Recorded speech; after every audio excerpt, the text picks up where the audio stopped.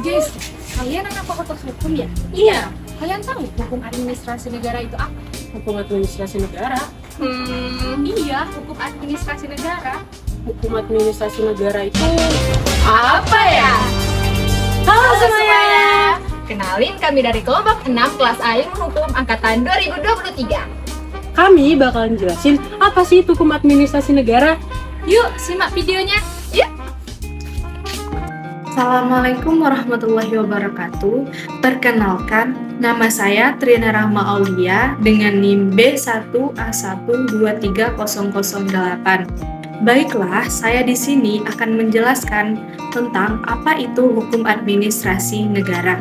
Hukum administrasi negara adalah seperangkat peraturan yang memungkinkan administrasi negara menjalankan fungsinya, yang sekaligus juga melindungi warga terhadap sikap tindak administrasi negara dan melindungi administrasi negara itu sendiri. Nah, teman-teman kan udah tahu tuh mengenai pengertian daripada hukum administrasi negara.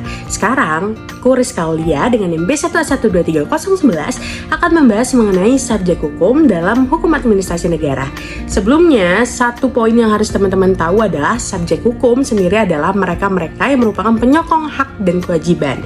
Nah, di dalam hukum administrasi negara sendiri terdapat 5 subjek hukum. Apa aja sih? Yuk kita cari tahu lebih lanjut. Yang pertama adalah aparat sipil negara atau pegawai negeri.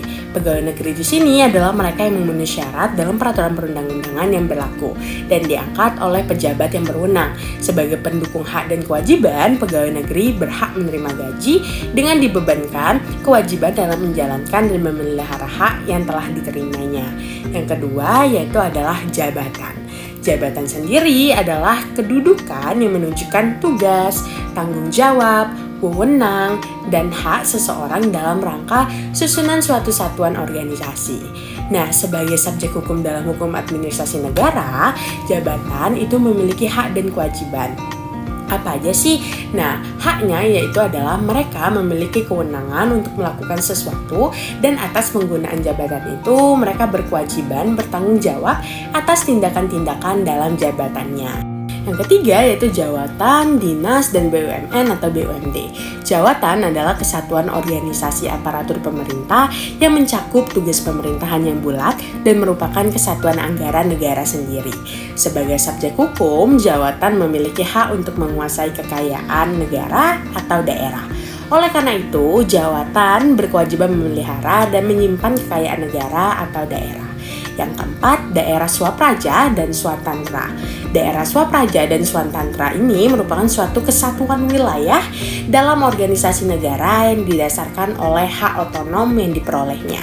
Sebagai subjek hukum, daerah ini berhak mengurus dan mengatur rumah tangganya sendiri dan berkewajiban untuk menyelenggarakan kepentingan umum.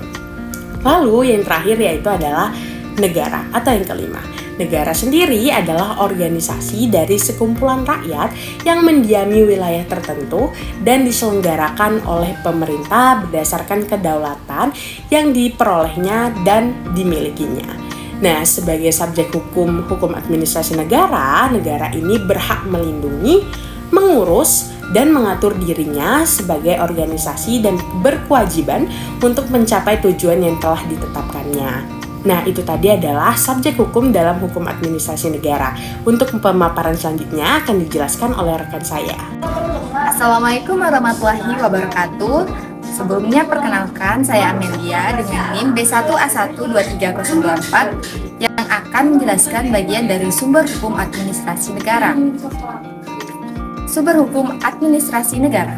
Sumber hukum adalah segala sesuatu yang dapat menimbulkan aturan hukum serta tempat ditemukannya aturan-aturan hukum. Terdapat 2 macam sumber hukum, yaitu sumber hukum material ialah sumber hukum sebagai tempat asalnya hukum itu. Sumber hukum material terdiri atas sumber hukum historis yang meliputi sistem-sistem hukum masa lalu yang pernah berlaku. Selain itu juga sebagai sumber di mana pembuat undang-undang mengambil bahan dalam pembentukan peraturan perundang-undangan. Yang kedua adalah sumber hukum sosiologis, meliputi faktor-faktor sosial yang mempengaruhi isi hukum positif. Selanjutnya adalah sumber hukum filosofis. Sumber ini memiliki makna bahwasannya hukum sebagai kaidah perilaku harus memuat nilai-nilai positif. Yang kedua adalah sumber hukum formil, yaitu berbagai bentuk aturan hukum yang ada. Sumber hukum formil terdiri atas peraturan perundang-undangan, mulai dari Undang-Undang Dasar Negara Kesatuan Republik Indonesia tahun 1945, Kitab MPR, Perpu, PP, Perpres, dan juga Perda.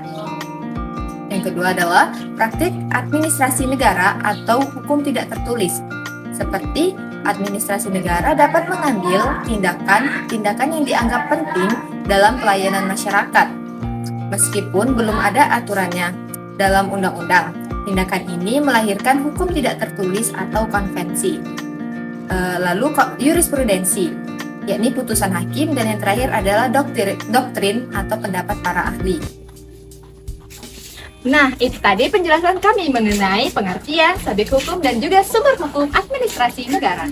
Semoga video tadi bisa membantu teman-teman mengenai apa sih itu hukum administrasi negara. Terima kasih. Bye!